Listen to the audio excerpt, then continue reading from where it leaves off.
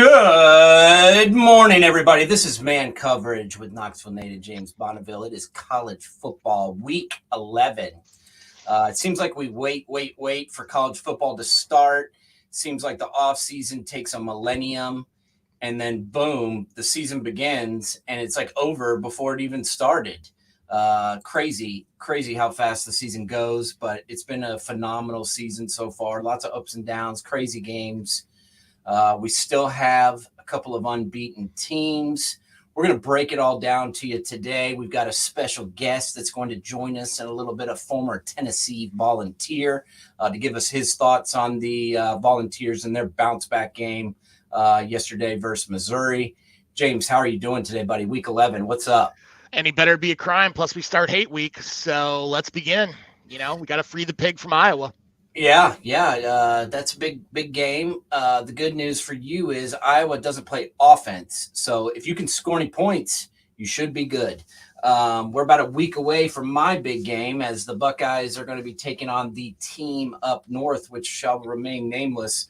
Honestly, I'm very surprised that they remain unbeaten. I'm pretty shocked about it. I didn't think. They lost a lot of guys off last year's team. I mean, we did too, but we always do, and we reload. And Ohio State's expected to be undefeated every single year, or people freak out. But I really didn't expect Michigan to be undefeated going into the game, and it looks like they will be. And before we get started on our breakdown here, I just want to get your thoughts. Where do you see? Let's say that they both take care of business next week. Ohio State beats Maryland. Michigan wins. I forget who they play. Where does the game rank in the history of it, in your opinion? That's a tough one. I mean, there's been so many epic games. I mean, you go back to the year that they were 1-2. 2006. I was there in the first row. I mean, that one is going to be hard pressed for that one not to be, because there was so much hype built on that game. I don't think it's going to be bigger than that. But it's such a, I mean, you go back to the 10-year war between Bo and Woody. I mean, yeah. I think those people who aren't old enough to understand it should go back to what it was. And really, more importantly, the role Miami of Ohio plays in both programs. I mean, both programs really fostered both Woody and Bo to this day. And how it created that war to what we see it today is probably one of the best, if not the best, rivalries in all of football. Oh, there's no doubt. There's no doubt. Should be a good one. And like I said, I'm a little bit shocked that that they're both going to be undefeated going into that game. And this happens a lot, where these two teams are undefeated and they go into this game, and then one of them gets knocked out because it's the last game of the year. And this is why I don't understand why these two teams are in the same division. It makes no sense. I get it that they want these two teams to play every year, but the way that the college landscape works now, they pretty much wipe one of them out of the playoff, right when the game starts. So I don't know about that this year. I think there's a chance that if that's a close game, both could get in. I don't think so. There's no way, dude. You obviously don't understand I live down here in the SEC land, and the SEC bias is real. There's going to be two SEC teams that get in no matter what. So I just don't. I hope you're right, but I don't see it happening. No one really thinks down here that either of those teams are very good, and I don't see them. I don't see them both getting in. But I hope you're right. I hope that happens, because I think they're both good enough to be. I think they're both top 4 teams, to be honest with you, at this point.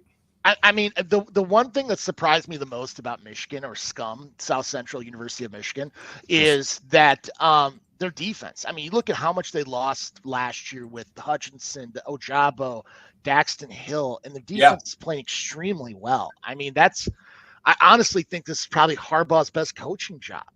And if Blake Corum has a big game in the game, he's got to be in the talk for the Heisman Trophy. I mean, he is having quietly an incredible year.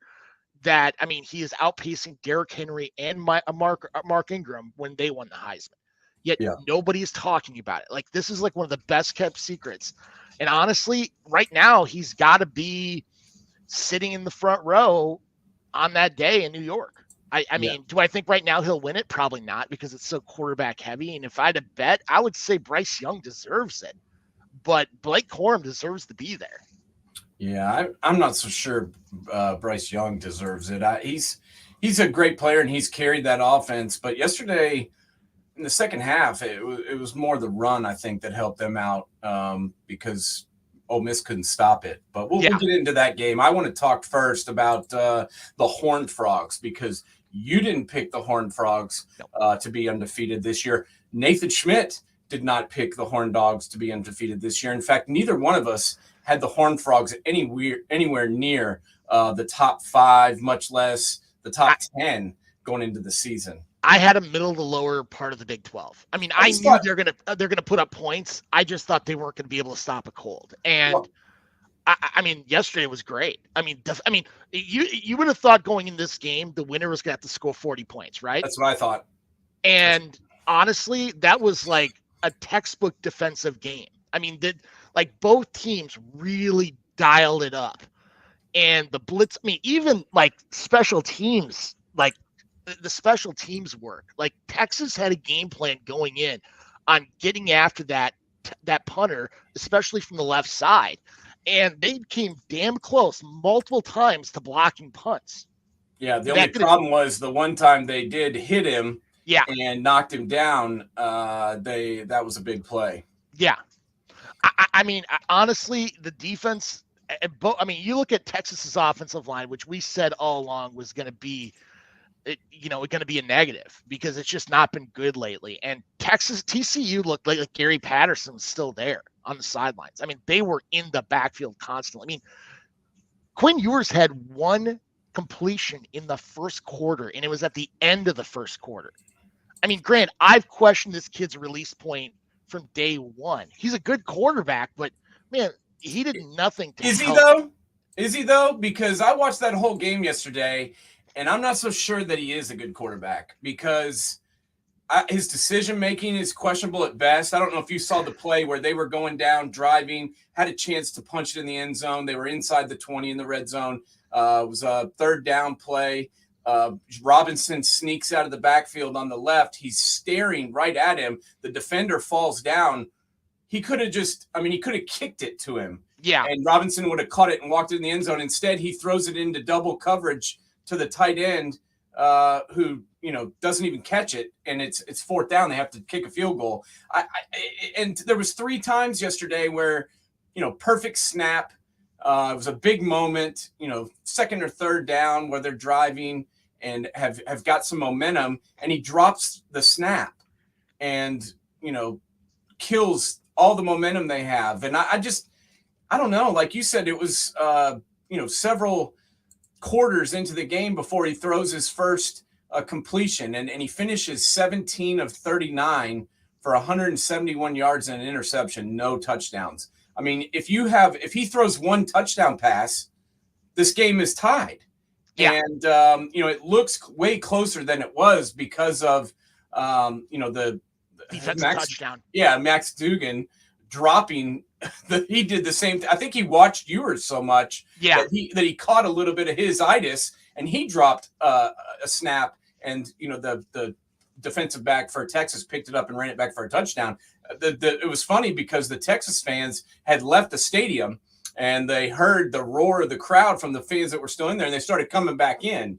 So that was pretty hilarious. But I mean, it was just the ineptitude of Ewers and the offense on Texas was bad all day long. And I think a lot of credit should go to TCU and their defense. The scheme was good. The play was good up front. They're solid.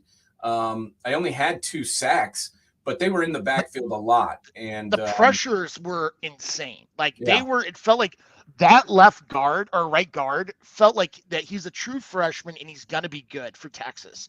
But he got blown up time after time after time. And I'm shocked Sark didn't do more. I mean, he did a little bit because they were doing these bubble screens to Whittingham, who honestly I'm shocked he didn't add more to the offense. And the tight end slash slot guy, that Sanders kid, really impressed me a lot yesterday. I thought Xavier Worthy was there, but really not. I mean, I think he's got to get bigger next year if he's going to take that next step, because I'm a high on him. I don't understand what the hell's going on how that game was just, I mean, offensively was a joke. Yeah, it was abysmal. And, even TCU in the first half struggled mightily to get points and yards. I mean, this game was 3-0 at halftime. Yeah. And in the second half, the offensive line for TCU started to wear out Texas defensively. And Kendre Miller went for 21 carries, 138 yards. And also, I like that DeMercado kid.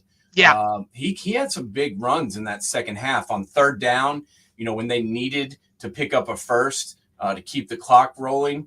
DeMercado was out there a lot of the time and was the guy doing it. But I felt like Texas and Sark did their team a disservice by not running Bijan more. I mean, I know that they didn't have tons of success in the first half, but if you look at it, he only got 12 carries. Yeah. And, like you said, throw a screen to him, throw a swing pass to him. I just felt like he's their best player, in my opinion. And they didn't get him the ball enough. And also Worthy was open several times, and they especially didn't get deep. The ball. Yeah. I mean, how many deep balls were there? And he was getting outthrown by 10 yards. Like, it wasn't even close. And that's what goes me back to my, thing about Ewers. Maybe he'll be good, but he's not good right now.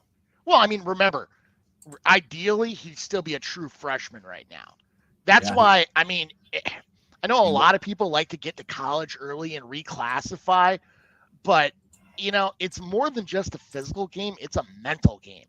And it's a big jump from playing from high school to college, just as it's just a bigger jump going from college to the pros, because you're going from playing a game to it's a job. Yeah.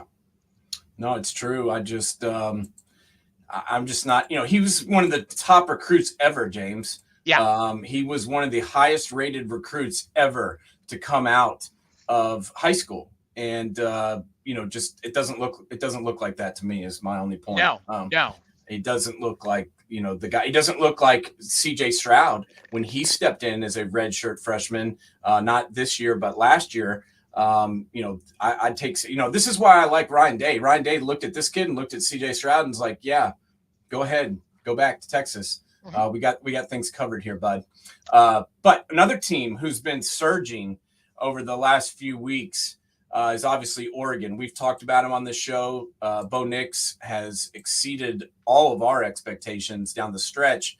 But yesterday, let's just be honest, he got outplayed by Michael Penix Jr.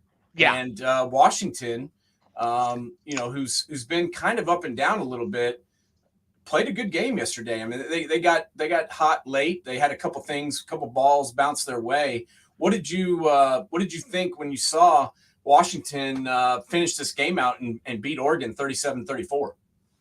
Well, first and foremost, this is once again a showing of how Kalen DeBoer is really a good coach. I thought this was going to be a close game to begin with, because Oregon's real deficiency is on their defensive backfield. And Michael Penix, I mean, unless you've been living under a rock for the last 5 years, this guy likes to go vertical. And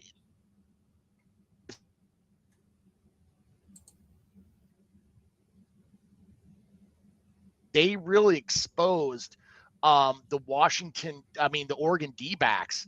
And that's why this game is what it was. I mean, Michael Penix, 26 for 35, 408 yards, 2 TD passes. I mean, the guy was amazing.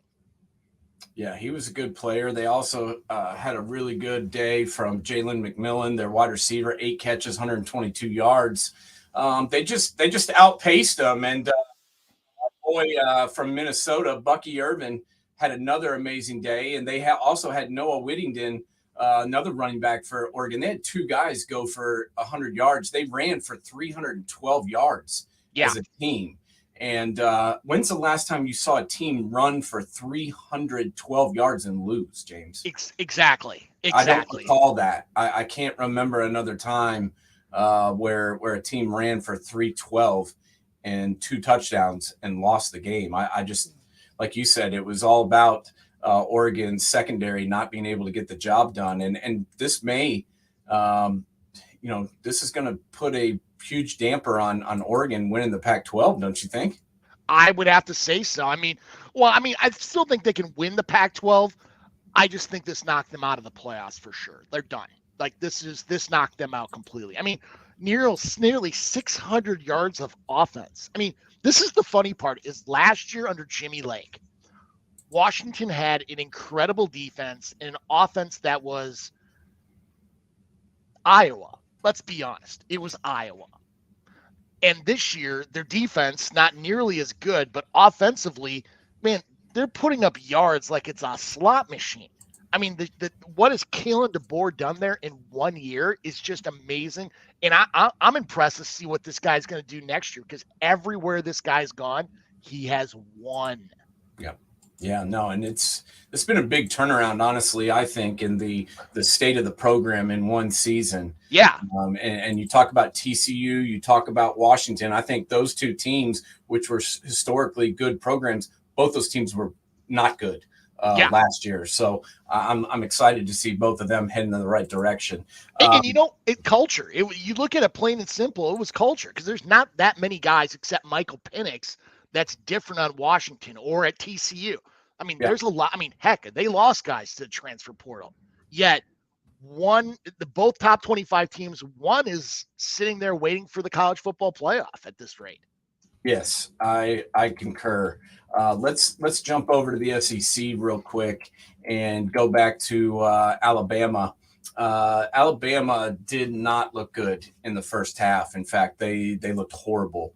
And I was like, man, they are not going to win this game. After watching the first half, they fell down 10-0. It was just not looking good at all. But they came back and they looked like a different team in the second half. Bryce Young, I think in the first 6 drives, I think there was like 5 punts. And in the first 4 drives of the second half, there was 3 touchdown passes. Jackson Dart, to me, fell apart in the second half. I know that rhymes, but he just looked bad to me in the second half. Couldn't throw the ball. Wasn't really, he couldn't handle the pressure. He had guys coming in on his face. The offensive line was not doing a good job, but he needs to understand that and get the ball out of his hands quick. And I saw several times there was guys wide open and he just held onto the ball and got sacked or tried to run and couldn't get away. What did you think about Bama holding out the victory 30-24 in Oxford yesterday? Well, one thing I've said, and we've talked about this before, is Bama on the road is just, this is not your typical Bama team. Quite frankly, if you look over outside of Nick Saban's first year at Alabama, this is probably their second worst team they've had. They're not nearly as good. They're not, they're definitely inexperienced on the receiving core. Their offensive line definitely is allowing more pressure. There's very little depth behind Jahmyr Gibbs, and defensively, they just haven't been able to lock people down to the point where they have in the past. And at home, they could pull it away. And quite frankly, that Alabama emblem still gives them an edge going into places. And I think when push came to shove, Ole Miss's sphincter really tightened up quite a bit, and that cost them yesterday. Because you look down the line, Ole Miss had almost 100 yards more total offense. They 2-1 rushing, 2-1, and yet they still lose the game 30-24. Really, Alabama Bryce Young controlled the game the last 20 minutes of the game, 25 minutes of the game. Yeah, and Jahmyr Gibbs, I'm glad you brought that up because I think he's been one of their best players all year. And I'm trying to figure out why he didn't play at all in the second half. He didn't get 1 carry. He had 6 carries for 3 yards in the first half and was somewhat ineffective, but it's Jahmyr Gibbs. You hand it to him once and he could bust it, 80 yards for a touchdown, but he didn't play at all in the second half. They rode Jace McClellan and Roydell Williams. But Jahmyr Gibbs didn't play. Did you ever hear why? I have not. I have not. He was not hurt. I can tell you that. he had his helmet on and he was standing there ready to go in the game. So that was kind of weird. But kudos to Quinshawn Judkins, who ran 25 times for 135 yards and 2 touchdowns. I believe he broke the freshman touchdown record in the SEC, that's pretty impressive. I mean, honest to God, it still blows me away on star ratings how a kid like this, and you look at his offer list, it was impressive, and ends up at Ole Miss, beating out Zach Evans, who was all world coming out of high school. And yeah. I mean, his numbers have been fantastic for Ole Miss. I mean, last couple years, Ole Miss has been a vertical team. Now they look like a quasi Big Ten team where they're running the ball. Yeah, it's true. And I think a lot of that has to do with the quarterback, honestly. Yeah. He just can't make all the throws. And, he looked better at USC because they were playing in the Pac-12 and he had wide receivers that were better than everybody and they were wide open running down the field. Heck, it's SC. Yeah, let's be honest. That's not the case. When your third stringers would probably be starters on most Pac-12 teams, it's a lot easier to throw to good talent rather than trying to slip one in there.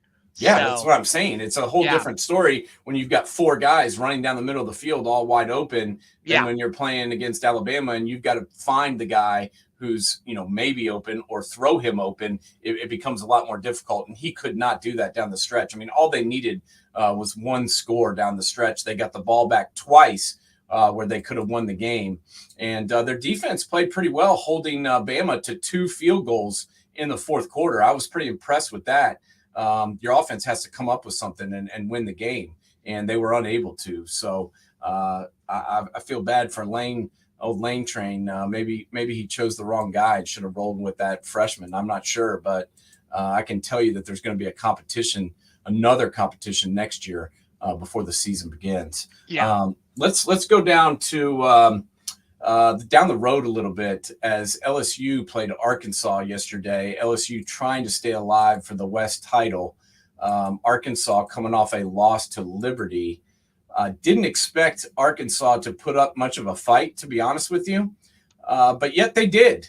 And this game was 6-3 at halftime. We had the TCU game 3-0 at halftime. We had this game 6-3 at halftime. If you like defense like me, you are happy, but if you don't, maybe not.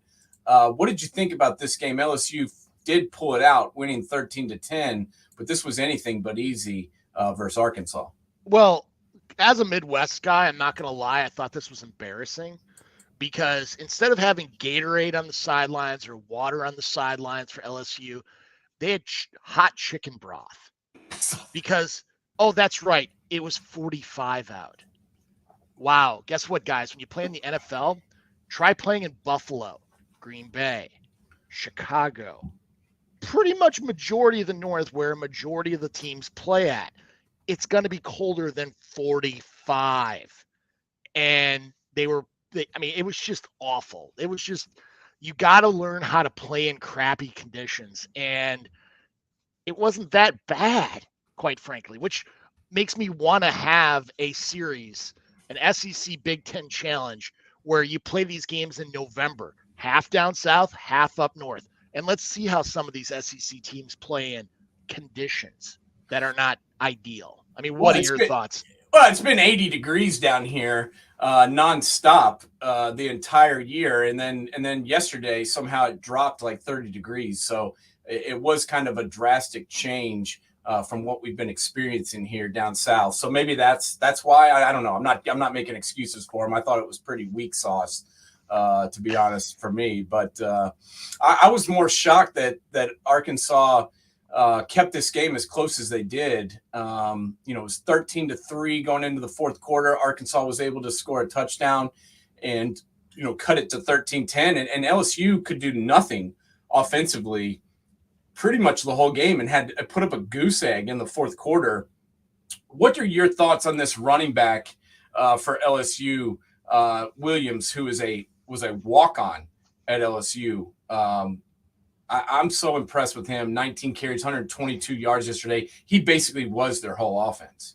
Well, I think you got to go back to old school Brian Kelly, back to Notre Dame, his time at Cincy, his time at Central, even at Grand Valley. he builds his teams on the line of scrimmage. And I mean, when was there a time at any of those places where he did not have incredible line play? Like, he opened up holes. I think the one thing to look at a lot, though, in this game yesterday was Arkansas didn't have KJ Jefferson, and they still only lost by 3. Yeah. That's not good if you're Brian Kelly right now.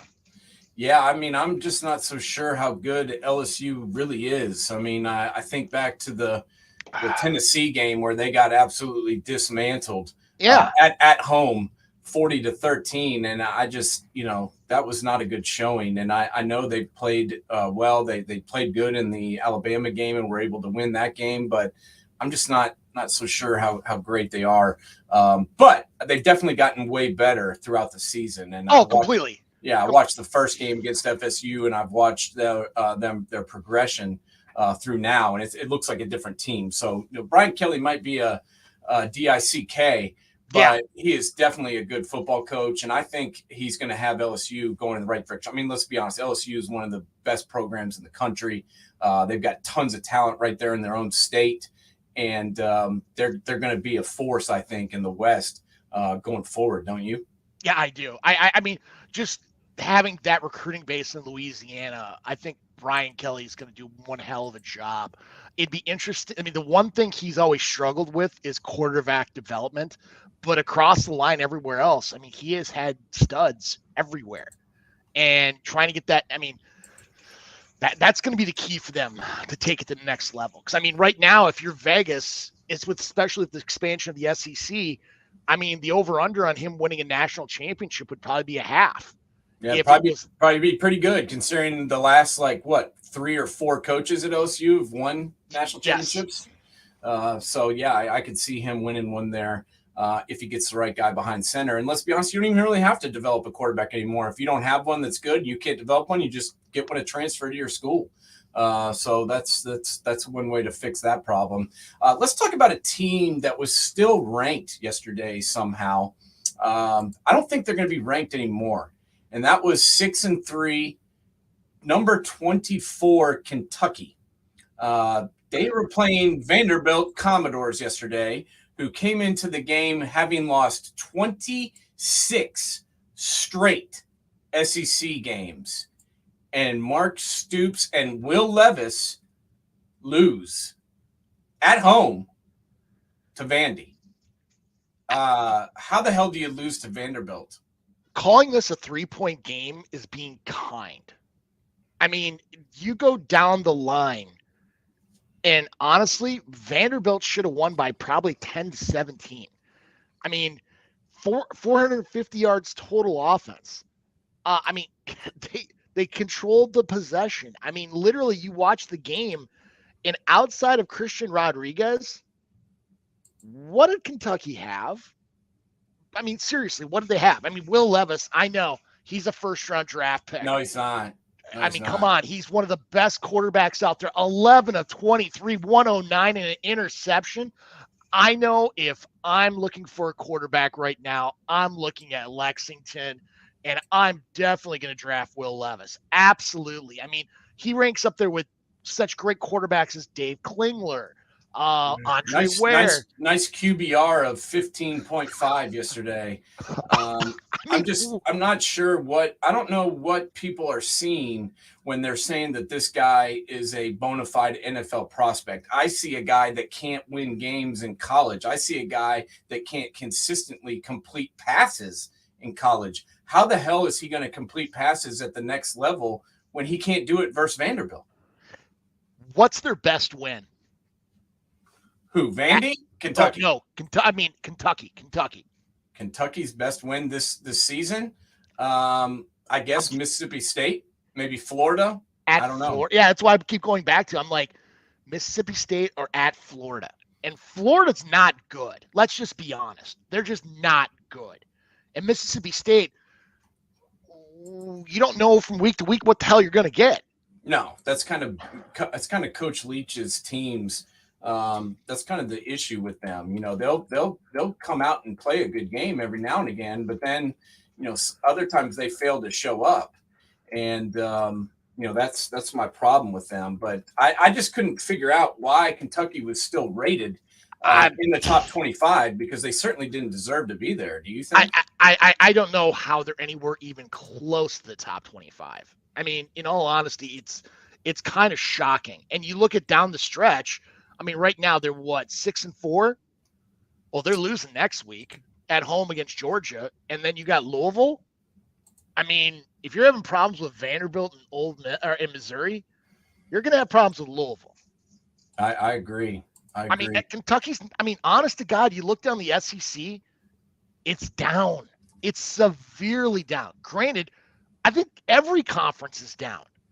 I mean, Well, you go down. I mean, there's just not the depth there once was. I mean, if there was one conference that has more depth, it's the Big 12.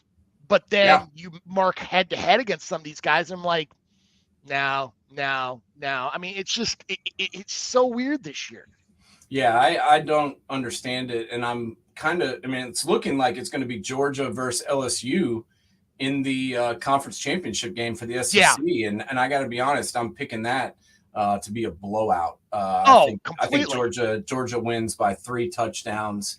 I can't see Jaden Daniels and the boys, manufacturing points against Georgia. I mean, if Tennessee can't score points against Georgia, how is LSU going to score points against them? Well, the only way I see that actually remotely happening is if they actually throw the ball to Keyshawn Boutte. But, I mean, he hasn't even come close to 100 yards all year in a game. Yeah, who's going to throw it to him? I don't understand LSU's offense at all. Like, going into this year, I thought Boutte was instantly going to be a 1,000-yard receiver. They had no choice but to go to him because that's all they had. Yeah, he's being underutilized. That's for damn sure. Oh, God, yeah. And we if you want to see where their offense is at, I mean, look at that game yesterday against Arkansas. Arkansas, like you said, was playing without their starting quarterback KJ Jefferson, and still, was within 3 points of winning the game. With a drive and late in the fourth quarter to go ahead. So I don't know. That concerns me. And if there was ever a year we needed the 12-team playoff, it's this year. I agree. You could get hot late and make a run. Yeah. And, I mean, it would be realistic. Where in the past, it was like you hit 4 and you hit a cliff. Heck, you hit 3 and you hit a cliff.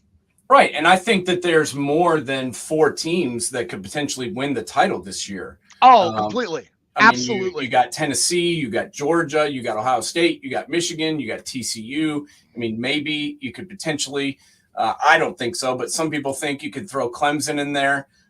There's just more than 4 teams, in my opinion, that deserve to at least get a shot.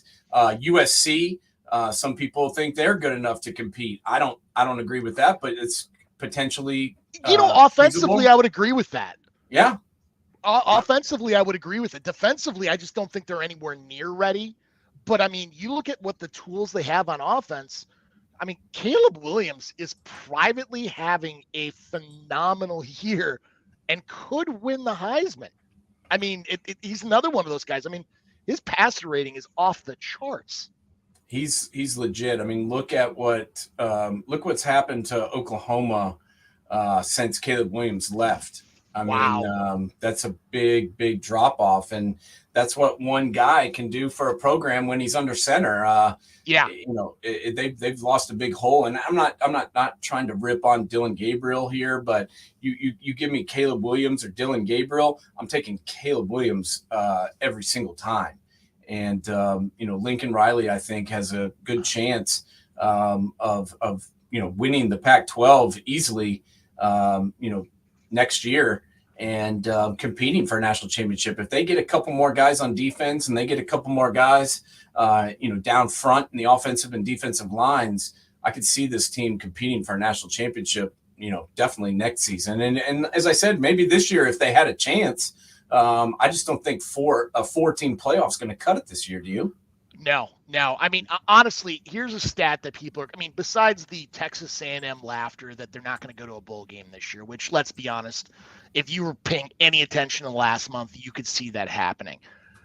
Oklahoma's 5-5, and they play home in Bedlam next week, which you and I both know Oklahoma State wants to run up the score on them next week. And then at Texas Tech, there's a realistic chance Oklahoma may not even go to a bowl game.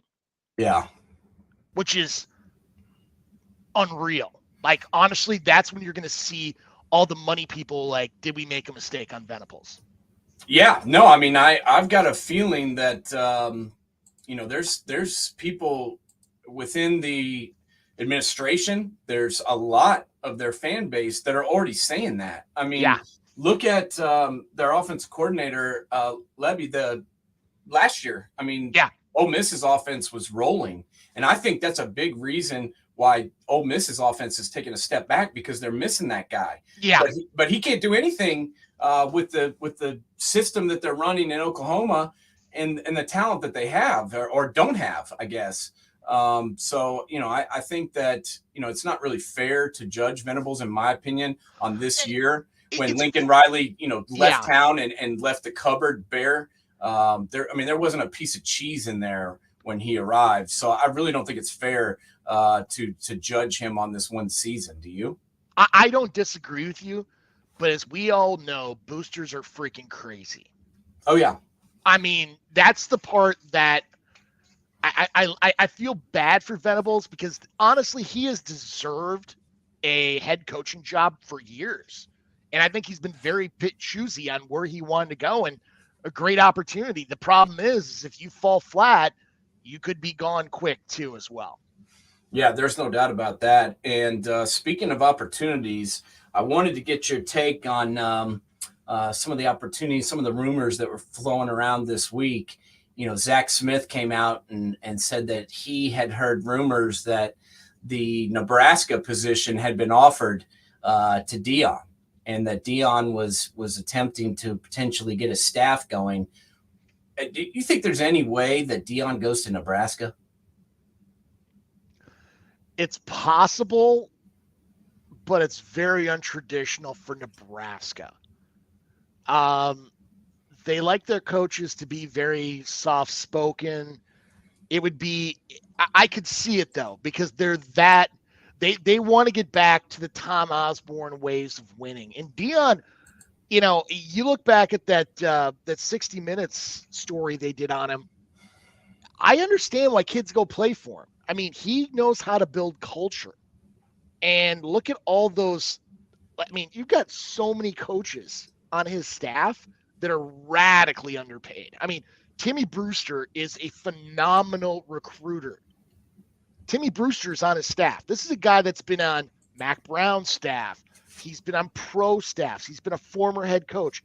This guy can recruit. He is one of the best. He's at Jackson State right now. You've got guys like Zimmer, the old Vikings coach, as an analyst. I mean, there is some talent sitting there in Jackson, Mississippi, and they gone there because of Deion Sanders. And I could easily see him taking a job at a Power 5 school. And it'd be interesting to see how he builds at a Power 5 institution. Well, that's my point. Well, yeah, that's my point, is that if anybody, bringing this program back is going to be difficult for whoever goes in there. I mean, let's just be honest. Yeah, they're just not the talent in Nebraska. There just isn't. There's not, but Deion's the kind of guy that could get kids to come there from all over. I mean, you live in Los Angeles, you're a baller. You want to be look at he got the number one player in the country to come to Jackson State. I mean, if you can get the number one ranked high school player in the country to come to Jackson State, you don't think you can get some of these other kids to come to Nebraska? Yeah. I mean, that's just a fact.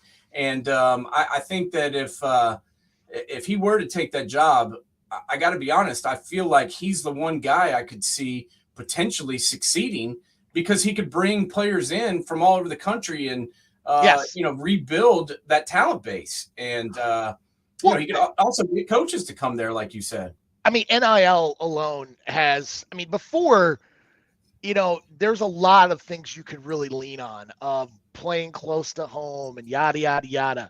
Now with NIL, a lot of that goes away, where it comes down to a bidding war. And people don't know this. Nebraska's got a lot of money, like a lot of money. There are no other pro teams there. And there's this little company you may have heard of called Berkshire Hathaway that's made a lot of people millionaires. Yeah. And they are very invested in the Cornhusker program. Yeah, they've made some people billionaires. So exactly. They've got some cash, and if Dion comes, they're going to have even more cash because he's going to bring, he brings the prime time persona with him, and I just don't see him sticking around at Jackson State, to be honest. I don't know which job he really takes. I don't know how much truth there is to what Zach said about the Nebraska position. We've seen this before where someone's been offered the job. It's been very close, and then things have fallen apart at the last minute due to contract.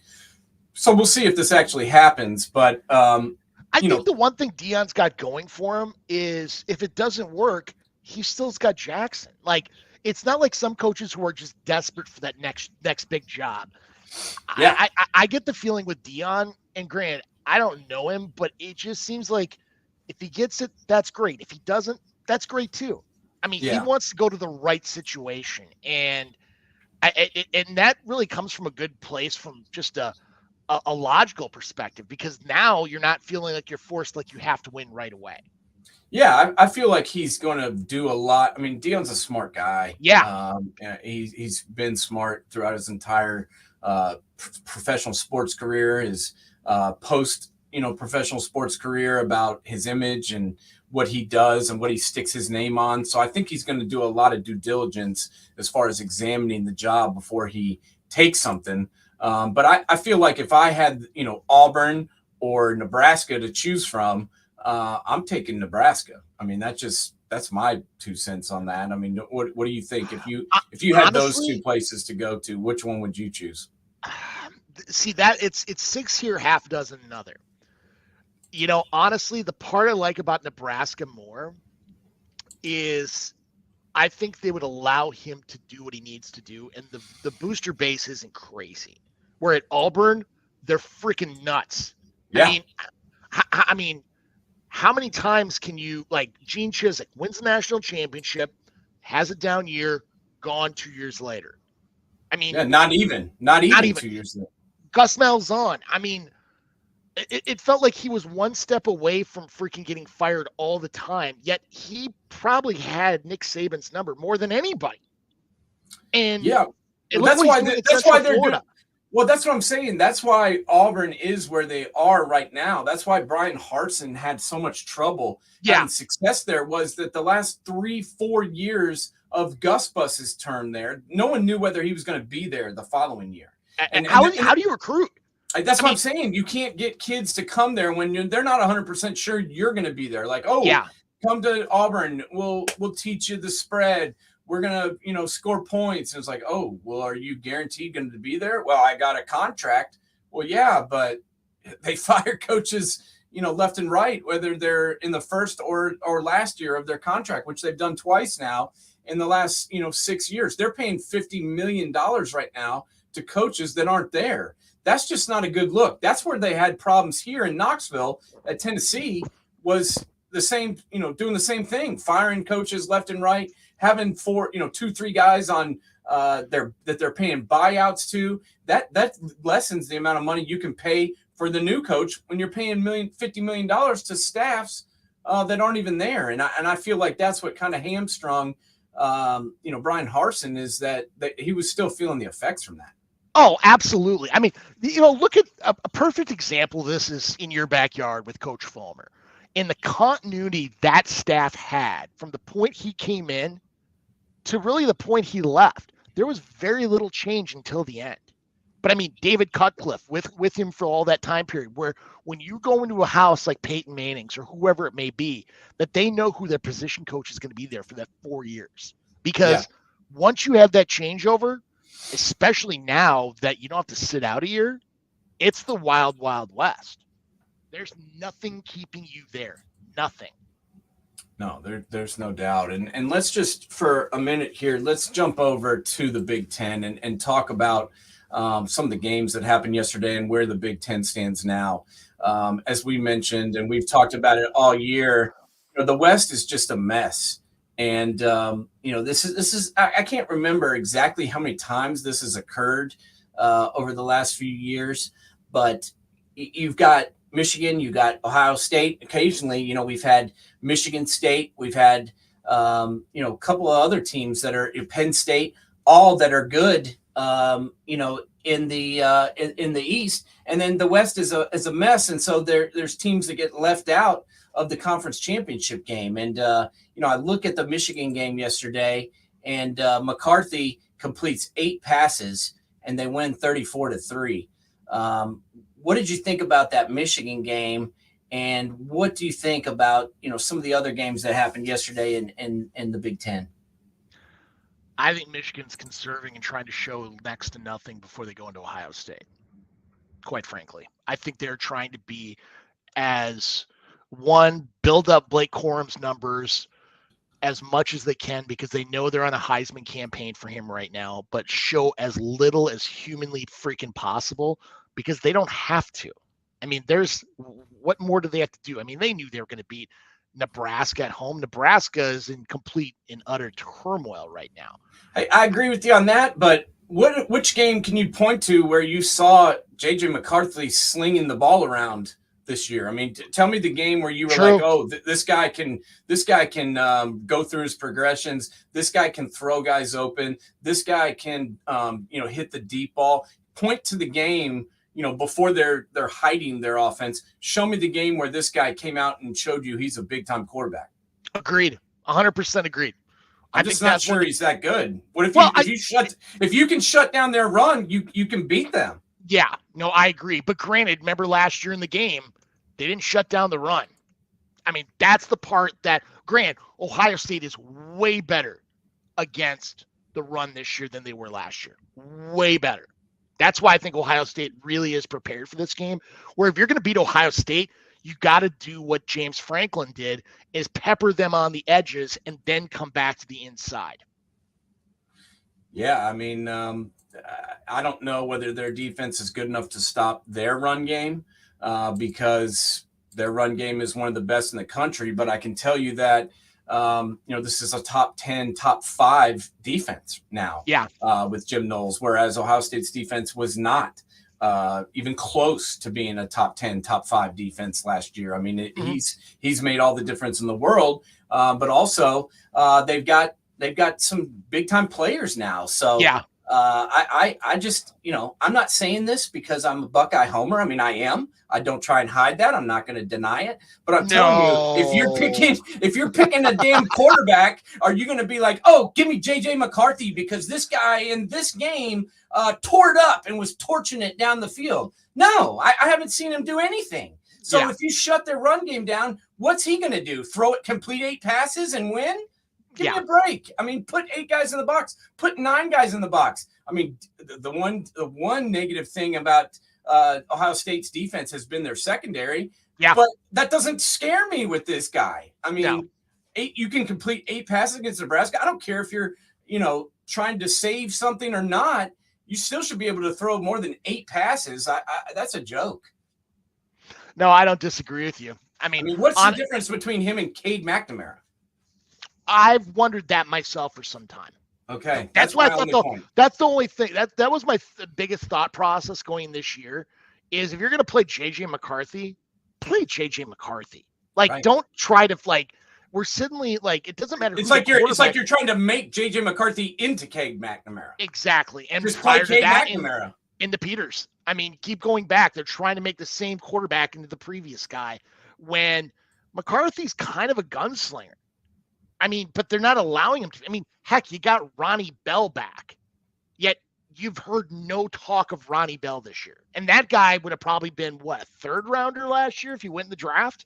Yeah, before he got hurt, he was one of the best wide receivers in the country. Yeah. And McNamara was hitting him, all year long and completing some passes. I mean, McNamara got all the blame, it seems like, last year, and I'm not sure that he really deserved it. I mean, let's look at this for a second. Yeah. J.J. McCarthy's completed 147 passes for 1,700 yards. He's got 14 touchdowns on the entire season, and he's averaging 8.2 a pass. And their leading receiver is Ronnie Bell with 597 yards. That's your leading receiver. He doesn't even have 600 yards. I mean, the season's almost over. You don't have a guy near the 1,000-yard mark. I mean, you don't even have anybody over 600 yards. That would concern me. Guess what their biggest passing day was in this season for Michigan? Tell me. Indiana. The only game they threw for over 300 yards, 28-36. Grant, Indiana's D-backs this year are just not good. I mean, I feel bad for Tom Allen because I think Tom Allen's a hell of a coach. And honestly, if I'm South Florida right now, I would seriously look at Tom Allen. He's got ties to Florida. This guy can coach. It's just coaching at Indiana is tough. Yeah, no, I think it would be a good move for him to go there because they're not going to give him the resources that he needs at Indiana to be successful. Even after the year he did have that was, successful. They're not giving him that stuff. So I don't know. I don't know what I don't know what he expects to accomplish at Indiana.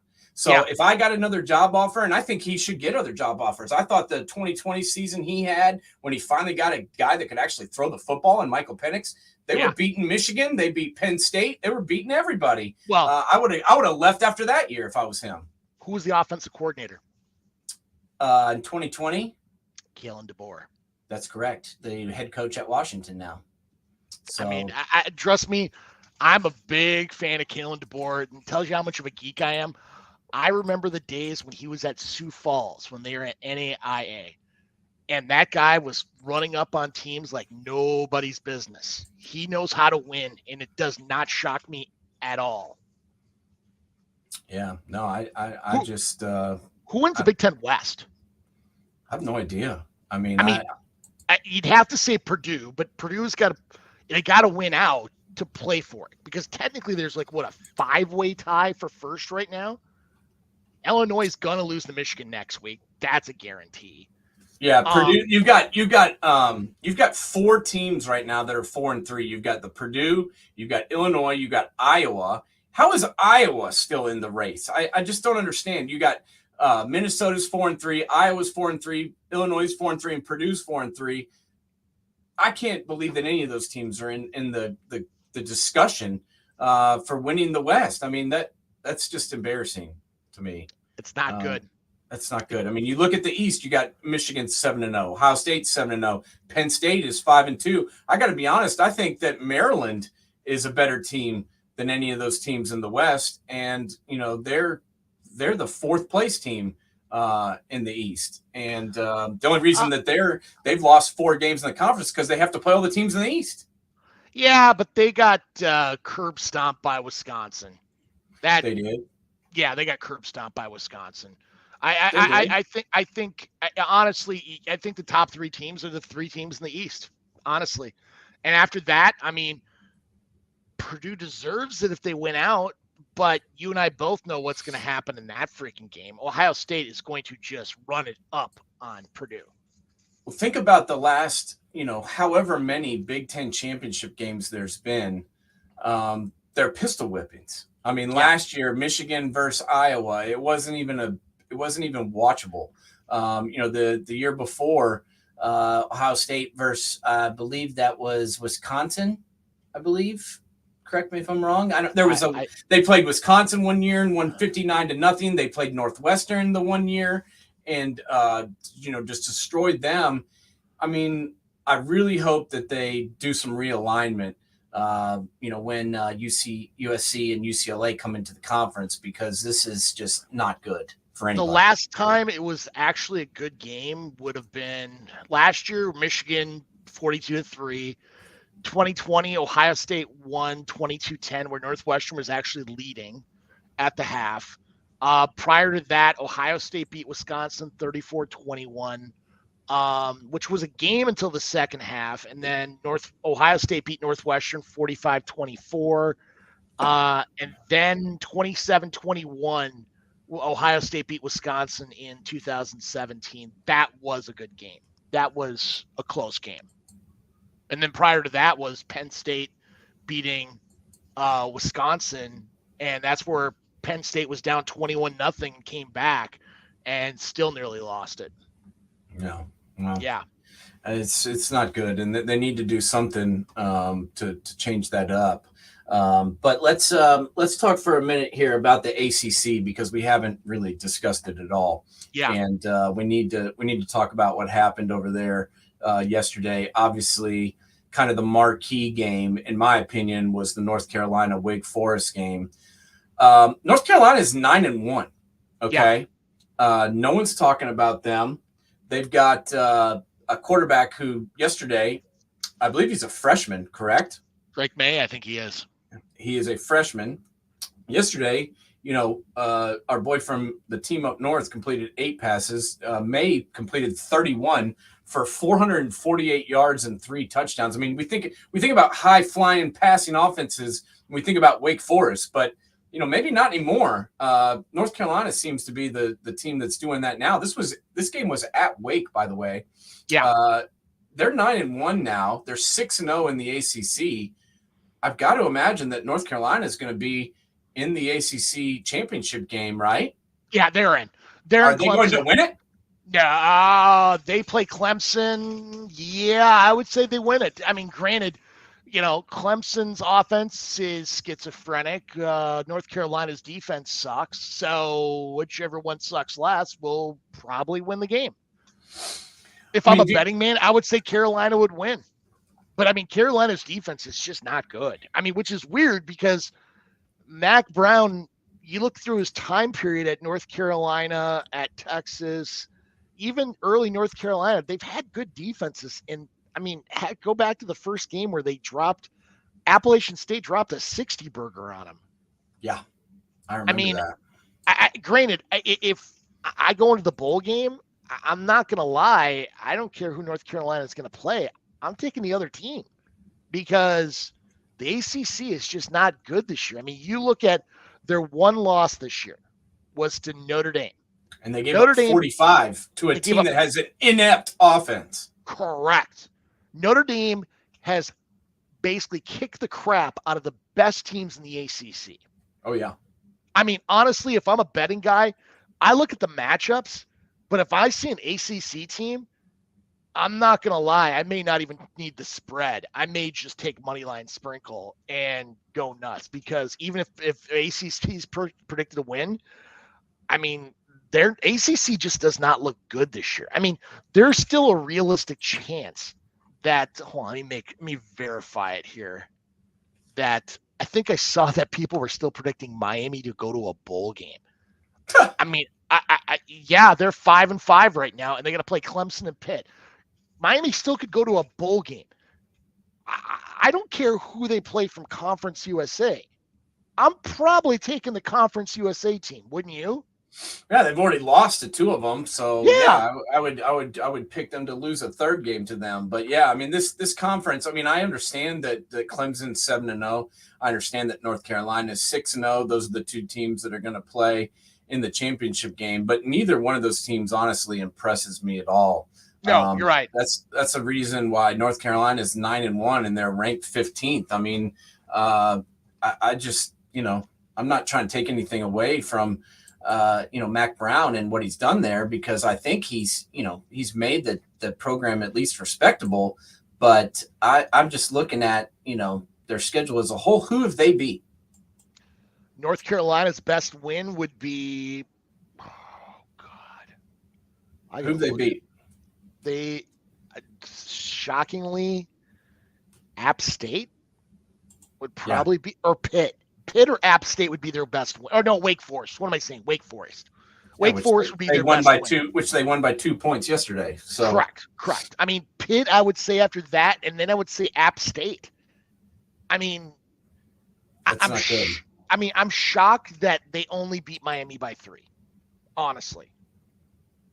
Yeah, well, that's not good. I'm just saying when that's your best win, that's not really a good thing. So no, this conference to me, I think is way down. Clemson, I think if they played in any other conference would not be anywhere close to having the record that they've got. Yeah, they're right. They're 9-1, but I mean, who is Clemson beat? Yeah, no, that's a legit argument. Who has Clemson beat? They beat Furman. They beat Louis. This is their out of conference schedule. They played Furman, Louisiana Tech, and then they play South Carolina next, 2 weeks from now. So their out of conference was Furman and La Tech. I mean, what? That's who you went out and put on there to bolster your ACC schedule, and then they got South Carolina too as well. Yeah, and South Carolina's not good. South Carolina's not good. I mean, their best win thus far would be Syracuse, who's proven to not be good, or Florida State, because it's sure as hell ain't NC State. I mean, no, NC State's garbage. I mean, Wake Forest, but Wake Forest has no defense. Yeah, we keep saying that everybody's best win is Wake Forest. Well, when everyone beats you, that's really not a great win. It's not a great win. I mean, Wake Forest is 2-4 in the ACC. Are you aware of that? Oh my God, they're 2-4. Okay, I mean, we keep saying that this team's best win is Wake Forest, but Wake Forest is 2-4 in the ACC, which we just said isn't good. So how is beating them a good win? I don't get that. Yeah, I look at the ACC and I'm like, this is a dumpster fire. Yeah. I mean, you saw that NC State lost to Boston College yesterday, right? Yeah, and they gave that game. They gave that game away. They were just like, we would not like to win this game. Okay, we understand that we're winning. We've been ahead the entire time, but we choose not to win. Here you go. Honestly, this is going to sound strange, but if Mike Elko does not win ACC Coach of the Year, they should just disband that freaking award, because Duke going 7-3 thus far is freaking insane. Yeah, he's my ACC Coach of the Year, but they'll probably give it to Mac Brown, just because they're 6-0.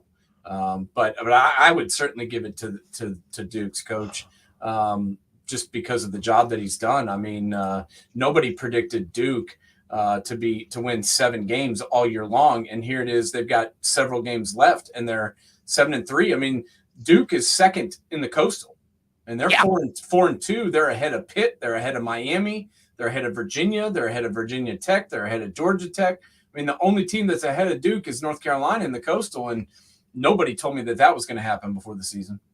I mean, the games they've lost to this year by 3 to North Carolina, how they lost to Georgia Tech is still beyond me. And then they lost at Kansas. I mean, they could potentially go 9-3, Duke, where honestly, I think their over-under this year was 2.5, maybe 3. Yeah, everybody thought that Duke and Georgia Tech were going to be the dumpster fire of the ACC, and Duke could go 9 wins. Yeah, easily. That's why I agree with you. He's our Coach of the Year, at least from this show. Yeah, and that's true, Bradford. The Buffs are a dumpster fire, but we like the Buffs on this show. We're big fans of Coach Hagan, and wow, they did get dismantled by USC, but it's USC. I mean, honestly, yeah. I'm interested to see what that next hire is going to be. I mean, honestly, I would look at Ryan Walters at Illinois, because he's done a marvelous job with that defense. But what about Willie Fritz at Tulane? Yeah, I mean, that's who I would go out and get. Tulane. Yeah, he's got Tulane playing in a top 25 matchup game. Yeah. Yesterday versus Central Florida, and they didn't win, but they were very, very close. You win 8-9 games at Tulane, it's time for you to be hired somewhere else. I mean, Tommy Bowden was coach there last time they were relevant. I mean, seriously. I mean, this is crazy. But I mean, another name that people should be talking about right now, and I'm shocked we haven't talked about it yet, is Jim Mora Jr. and the job he's doing at UConn. Damn straight. I mean, think about that victory yesterday. That's a game that we needed to discuss, but hadn't really got to yet. This is a guy, think about UConn the past few years. I mean, it has been the worst program, potentially the worst program in the country. This is a team that has no conference. How they even convinced Jim Mora Jr. to come there, I will never know. I thought, I got to be honest, I thought they would get beat by 25 points yesterday against Liberty. I did too. Liberty came in 8-1, correct? They were, just had beat Arkansas last week at Arkansas. They beat BYU 41-14. They took, their only loss was by 1 point to Wake Forest. And yesterday, Jim Mora Jr. and the UConn Huskies take him down 36-33. I mean, if he doesn't win Coach of the Year or at least get mentioned for it, I think it's a travesty. It's their home field is 45 minutes away from campus. This is a program that they legitimately thought about not only bringing them down to division like FCS, but to cut the program completely. And look what he has done in 1 freaking year. I mean, it is, honestly, you go back to the demarcation point, I'd go back to their win over Fresno State in week 6. Yeah, that was a huge win. And ever since then, they've gone 5-1. Their only loss was at Ball State. They've got Army at Army next week. Army just lost to Troy. There is a legit chance that Jim Mora Jr. could take a team that won probably how many, I don't know how many seasons you have to add together to get to 7 wins. And he's going to do it in their first freaking season. Honestly, I think you gotta seriously look at Jim Mora Jr. at some jobs. I hope he stays at UConn because I would love to see a rebirth of that program. But you and I both know someone's going to take a run at him. James, they were 1-11 last year. Mm-hmm. Okay, 1-11. Do you know who their one victory was against? I'm guessing UMass. Yale.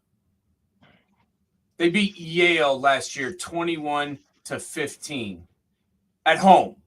That was their only victory. They were 1-11. They lost to Middle Tennessee 44-13. It was basically like everybody's pistol whipping game. Vanderbilt beat them. Fresno State, the team they just beat them last year 45-0. I mean, that's the big difference between Jim Mora. Okay, you want to look at the exact same team pretty much last year. Played Fresno State, lost 45-0. This year they played Fresno State and beat them 19-14. That's what he's done at that program, and that's, I don't understand why he's not getting more credit for what he's done. Yeah, I'm going back to their list. 2021 they won 1 game. 2020 they didn't play at all. 2019 they won 2 games. They've won home against Wagner and at UMass. I'm like, this could be like, we could be going back years before we. So they've won 3 games in 3 years prior to Jim Mora stepping on campus, who this year is 5-1 at home. 2018 they beat Rhode Island. That's their only win. So 4 wins in 4 years before he got there. 2017 they went 3-9. They beat Holy Cross at Temple and won at home against Tulsa. Yeah, I mean, so you have to get back to 2017 to equal the number of wins that they're going to have this year. Yeah, I mean, that's absolutely unbelievable. You got to give Jim Mora some credit. I mean, a program that had won 4 games in 4 years prior to him arriving, and this year 1. I thought they would be better. I thought he would do a good job. I was very, very impressed with that hire. Yeah. But I did not expect him to do all this. And when you think about it, they started the season. Their only victory was week 2 against Central Connecticut. They won 28-3, but they started the season 1-4. And I was like, oh, here we go again. Yeah. And then ever since that NC State game, they've looked like a different team. Yeah. I mean, it's crazy how what he's done there. I mean, this is probably one of the best reclamation projects you'll ever find. Yeah. I mean, people had a rough taste in their mouth of what he did at UCLA. Granted, UCLA is a tough place to win it. I mean, your stadium is once again 45 minutes away. And look what happened yesterday against Arizona. I mean, when nobody shows up, it's like you're playing for Miami. It's a bunch of seats that are empty. It's hard to play. You have no home field advantage at all. It's crazy, but the biggest thing I take away from it is, he lost earlier in the season to NC State 41-10. When I was talking about that 1-4 start, he lost to NC State 41-10, and then 2-3 weeks ago they beat Boston College 13-3, who just beat NC State. So that shows to me that's marketed improvement, and that's what I'm talking about with Brian Kelly down in LSU. DeBoer out in Washington, and right here for your UConn Huskies. Quite a bit of a turnaround there, and I think he needs to get more credit than what he's been thrown his way. So we'll see. Next week we have more college football. Week 12 coming up, and there's some games that are looking pretty amazing. The one that I wanted to ask you about is, we were already kind of previewing the game. Illinois goes into Ann Arbor. Do you give them any shot in hell at beating Michigan? Because I don't. I don't. I mean, especially Chase Brown got rolled up on, and if he's hurt, I don't give Illinois any chance at all. Mm-mm. I mean, Illinois. They lost last week. I mean, or they lost this week. So I don't really that see would be but 3 in a row. I mean, Tommy DeVito's gonna have to play one hell of a game to make that happen. I don't see it. I see Michigan winning that, and we're gonna roll into the last week of the season for the game. Yeah. But I mean, you go down the line. I mean, there's two. Well, you got USC, UCLA next week. That should be interesting. Yeah, and Utah, Oregon. So the Pac-12 is probably, where my eyes will be next week for week 12. I'm going to be looking at that USC, UCLA game, see if UCLA can bounce back after that horrible loss to Arizona. They need this game against USC big time if they want to be in a good bowl and want to end their season strong. And then Utah and Oregon, can Oregon bounce back from that loss versus Washington? I'm very interested to see that game. It's a 10:30 start, so I'm going to be up late next Saturday. Wow, you're right. Yeah, 10:30 Eastern. Wow. Yeah, that's going to be a late one from Eugene. Wow. Yeah, you better get some coffee. But we'll see. We're kind of pushing towards the following week where we've got the end of the season. Big time rivalry games that we're all waiting for. But next week we got a couple of games to keep our eyes on. TCU is going to play 6-4 Baylor. I kind of thought Baylor might have a chance until yesterday when I watched Baylor get freaking destroyed by Kansas State 31-3. I'm guessing probably Kansas State is wishing that they had taken out Adrian Martinez the week before, because they finally replaced him with Howard yesterday, and he threw for 200 yards and 3 touchdowns. And like I said, led them to a victory 31-3 over Baylor. I thought he looked good. That's going to be interesting is right now you've got TCU and Kansas State playing at Jerry World for the Big 12 title.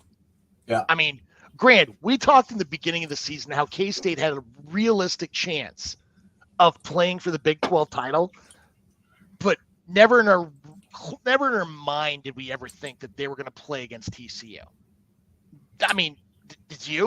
No. I honestly didn't really think I didn't really believe in Martinez, and I thought Kansas State would be good, but I just didn't think they would be in the championship game. I thought Oklahoma State, after the year they had last year, had a shot bringing back their quarterback, bringing back a lot of players. I thought they had an opportunity. People were obviously talking up Texas. So the Big 12, as we mentioned, has been one of the most competitive conferences that there is. But it's also kind of confusing because I'm not sure week to week, who the best team is. And the funny thing about the Big 12 is there's no divisions. So it's just 1 versus 2. And, I think it's already set in stone, right? Kansas State, TCU, or I guess if Kansas State loses to Baylor, then there'd still be a chance. But I don't know, man. I think they got to win at least one more. I think they need some help. They've only got a game up on Oklahoma State. And I think a game up on Texas, because Texas would have them in the tiebreaker. But Baylor, I mean, this is going to be interesting. Baylor, TCU knocks them out, Baylor's out. That means it comes down to Oklahoma State and Texas. Yeah, and Oklahoma State has not looked good the last few weeks. In fact, I believe I know they won yesterday, correct? But a couple of weeks before that, they played Iowa State. They lost to Kansas 37-16. They lost to Kansas State 48-0. And you know, those two games to me were baffling because they had just beat Texas, 41-34. They had just lost to TCU, but it was a 3-point game. I was feeling pretty good about Oklahoma State until the Kansas State and Kansas game. So that's what I'm talking about with this conference. It's kind of all over the place, don't you think? Yeah, agreed. 100% agreed. So we'll break it down for you next week. And we are going to have 2 guests on next week.